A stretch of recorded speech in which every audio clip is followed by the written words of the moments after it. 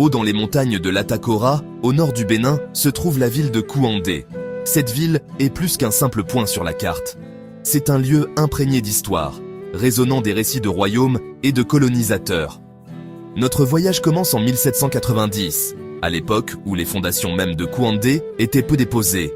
Un prince nommé Woru Wari Ier, exilé du royaume de Niki, se retrouva dans ces montagnes. Il y vit une opportunité, une chance de construire quelque chose de nouveau. Et ainsi, le royaume de Kouandé naquit. Woru Wari Ier ne se contenta pas de construire une ville. Il envisageait un royaume qui inspirerait le respect et l'influence. Sous son règne, Kouandé grandit en taille et en stature. Les Bariba, peuple de la région de l'Atakora, se rallièrent à sa bannière. Le royaume devint connu pour ses cavaliers habiles, les Bagana, dont la réputation était redoutable. Le bruit de leurs sabots semblait résonner à travers les montagnes, témoignage de la puissance croissante du royaume. Mais l'histoire de Kouandé, comme toutes les histoires de pouvoir, est complexe. C'est une histoire de résilience face aux bouleversements, d'adaptation à des forces indépendantes de leur volonté. Ce petit royaume, niché dans les montagnes, allait bientôt se retrouver au carrefour de l'histoire. Les vents du changement soufflaient de l'autre côté de la mer, porteurs des ambitions des empires européens et modifiant à jamais le destin de Kouandé. Le 19e siècle se lève, et avec lui, une nouvelle ère de colonialisme. Les puissances européennes, avides de ressources et animées par des ambitions impériales, jettent leur dévolu sur l'Afrique. En 1884, la conférence de Berlin se réunit. Cette réunion, bien loin des plaines ensoleillées de Kouandé, aura un impact profond sur le destin du royaume. Les dirigeants européens se sont assis autour d'une table, se partageant le continent africain comme un gâteau, divisant les territoires et traçant des frontières sans se soucier des populations qui y vivaient. Pour Kouandé, la conférence de Berlin fut un tournant.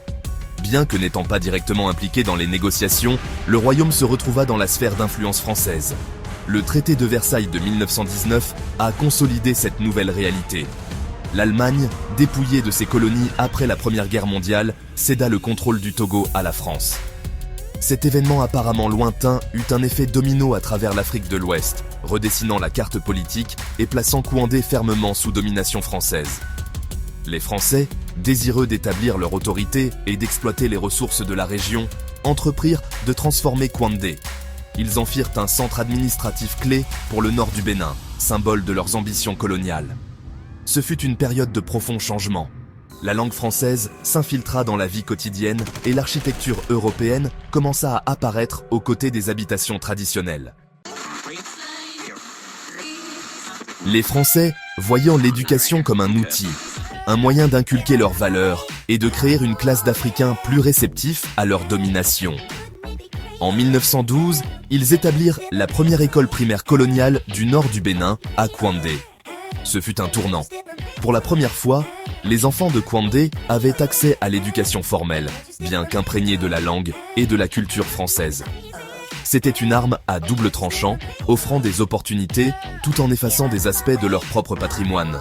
Cette période vit également la construction d'infrastructures, routes, ponts et bâtiments administratifs, tous conçus pour consolider le contrôle français et faciliter l'extraction des ressources.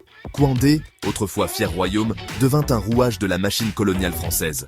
Mais l'esprit du peuple Bariba ne fut pas si facilement éteint. Leurs traditions, leurs langues, leurs histoires, celles-ci furent transmises de génération en génération. Murmure d'une époque antérieure à l'arrivée des Européens. Les années passèrent, et les vents du changement soufflèrent à nouveau. Partout en Afrique, le désir d'indépendance brûlait. En 1960, le Bénin, comme beaucoup d'autres nations africaines, se libéra enfin des chaînes du colonialisme. Pour Kouandé, ce fut une période à la fois de célébration et d'incertitude. Les Français étaient repartis, mais leur héritage demeurait, gravé dans le tissu même de la ville. Les décennies qui suivirent l'indépendance furent une période de reconstruction et de redécouverte. Kouandé, comme le reste du Bénin, dut faire face au défi de la construction d'une nouvelle identité, de l'équilibre entre le poids de son passé colonial et les aspirations d'un avenir meilleur. Certains vestiges de la présence française furent effacés, délibérément démantelés, comme pour exorciser les fantômes du colonialisme. Le maire de l'époque, Lafia Roger, ordonna la destruction de plusieurs bâtiments de l'ère coloniale, cherchant à effacer les rappels physiques de la domination française. Pourtant, d'autres vestiges de l'époque coloniale subsistent. L'ancien cimetière français demeure un témoignage silencieux du passé, un lieu où la terre garde les histoires de ceux qui ont vécu et sont morts sous un drapeau étranger. L'architecture de certains bâtiments évoque encore leurs origines coloniales, rappelant les couches complexes du passé de Kouandé. La ville continue d'honorer son patrimoine en célébrant la fête de la Gahani, une manifestation vibrante de la culture et des traditions Bariba. Aujourd'hui, Kouandé est une ville tournée vers l'avenir. C'est un lieu où les échos du passé se mêlent aux espoirs d'une nouvelle génération. L'héritage de Woro Wari Ier, le royaume qu'il a fondé, et la résilience du peuple Bariba. Ce sont les fils qui tissent la riche tapisserie de l'histoire de Kouandé. Et alors que le soleil se couche sur les montagnes de l'Atakora, projetant de longues ombres sur la ville, une chose est certaine, l'histoire de Kouandé est loin d'être terminée.